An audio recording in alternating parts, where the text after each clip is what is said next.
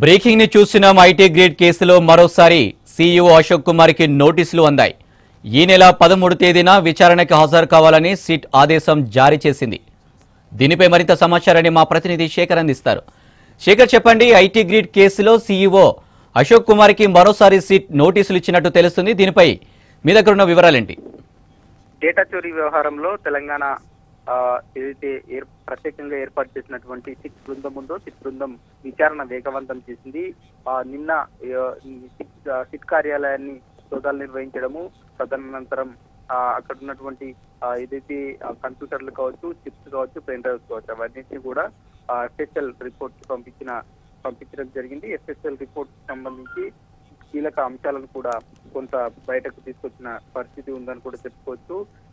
కొన్ని ఏదైతే ఈ ఐటీ గ్రిడ్ కి సంబంధించిన మాదాపూర్ సంస్థ ఏదైతే ఉందో ఆ సంస్థ మీద కేసులు నమోదైన తర్వాత ఏదైతే డ్రైవ్ స్పెషల్ గా సోదాలు నిర్వహించిన కొన్ని గంటల్లోపే అతను హైదరాబాద్ నుంచి గుంటూరుకి వెళ్ళినట్టు, అక్కడ కొంతమందితోటి మాట్లాడినట్టు కూడా సమాచారం అందింది. అక్కడ నుంచి మరి దాని తర్వాత కొంత లొకేషన్స్ కనబడట్లేదు అని కూడా తెలుస్తా ఉంది. అయితే పలువురు రాజకీయ ప్రముఖులతోటి దీని మీద మాట్లాడినట్టు కూడా సమాచారం అయితే అంతా ఉంది. పోలీసులు దీనికి సంబంధించి అనుమానం కూడా వ్యక్తం చేస్తా ఉన్నారు. అయితే ఈ రోజు కోర్టులో అశోక్ వేసినటువంటి పిటిషన్ పైన న్యాయస్థానం ఇరు పక్షాల యొక్క వాదనలు విన్న తర్వాత మొదటగా పోలీసులకు ఏదైతే నోటీసులు ఇచ్చారో నోటీసులకు స్పందించాలి, వివరణ ఇవ్వాలని కూడా హైకోర్టు ఆదేశాలు జారీ చేసిన అనంతరం కొద్దిసేపటి క్రితమే ఆ సిట్ బృందం మరొకసారి ఏదైతే ఈ నెల 2వ తేదీన హైదరాబాద్ పోలీసులు ఇచ్చినటువంటి నోటీసులకు అతను అశోక్ స్పందించలేదు. తర్వాత ఈ రోజు హైకోర్టు తీర్పు వెల్లడించిన తర్వాత మరొకసారి 160 సిఆర్పిసి ప్రకారం నోటీసులు జారీ చేసింది.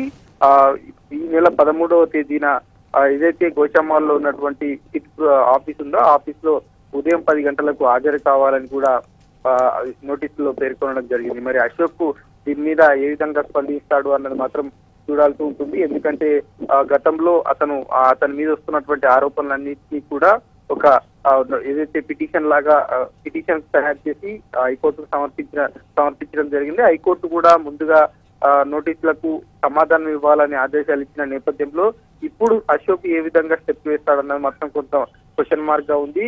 హైకోర్టులో తీర్పు వెల్లడించిన తర్వాత కూడా ఇప్పటి వరకు అశోక్ ఆచూకీ లభ్యం కాలేదు. కానీ అశోక్ ఎక్కడున్నాడు ఏంటి అన్న దాని మీద కూడా సిట్ బృందానికి కొంత సమాచారం ఉందని ఇంటర్నల్ గా మనకు సమాచారం అయితే అంతా ఉంది. మరి చూడాలి 13వ తేదీన ఉదయం 10 గంటల ప్రాంతంలో సిట్ బృందం ఏదైతే నోటీసులు ఇచ్చిందో నోటీసులకు మరి హాజరవుతారా, విచారణకు వస్తాడా అన్నది మాత్రం కొంత సస్పెన్స్ గా ఉంది. అనిల్, అయితే శేఖర్, ఇప్పటికే ఈ కేసు నుండి తప్పించాలని అశోక్ హైకోర్టులో క్వాష్ పిటిషన్ వేసిన విషయం తెలిసిందే. మరి విచారణకు కూడా అశోక్ హాజరు కాకపోతే అధికారులు ఎలాంటి చర్యలు తీసుకునే అవకాశం ఉందనుకోవచ్చు? అంటే ఇదివరకే మనం గతంలో చూసాం, ఏదైతే 2వ తేదీన హైదరాబాద్ పోలీసులు దీనికి సంబంధించి ఫస్ట్ సిఆర్పిసి 160 నోటీసులు జారీ చేసిన 24 గంటల్లోపు కూడా అతను హాజరు కాని నేపథ్యంలో కోర్టు ఆదేశాల మేరకు లుకౌట్ నోటీసులు జారీ చేసి అరెస్ట్ వారెంట్ తీసుకొచ్చారు. దానికి సంబంధించి పూర్తి స్థాయిలో అంటే దేశంలో ఉన్నటువంటి అన్ని ఎయిర్పోర్ట్లకు కూడా ఆదేశాలు పంపించడం జరిగింది. తను దేశం వదిలి పారిపోకుండా ఆ ఎయిర్పోర్ట్లన్నింటినీ కూడా భద్రతను కట్టుదిట్టం చేయడం జరిగింది. అదేవిధంగా లుకౌట్ నోటీసులు కూడా ఇచ్చిన పరిస్థితి. మరి ఇప్పుడు కూడా 13వ తేదీన ఉదయం 10 గంటల వరకు కూడా అశోక్ హాజరు కానట్లయితే దానికి సంబంధించి న్యాయస్థానం దగ్గరికి మళ్ళీ సిట్ బృందం వెళ్తుంది.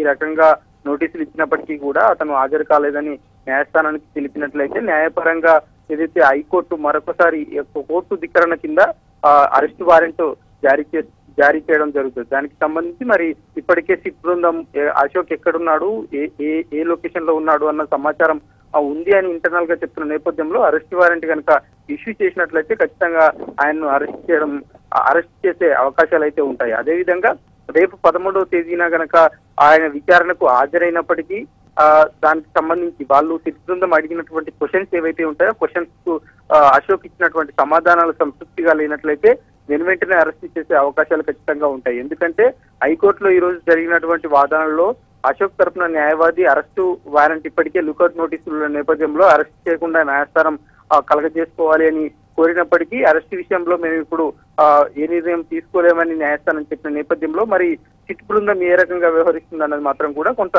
సస్పెన్స్ గా ఉంది అనేది. Right, thank you Shekhar.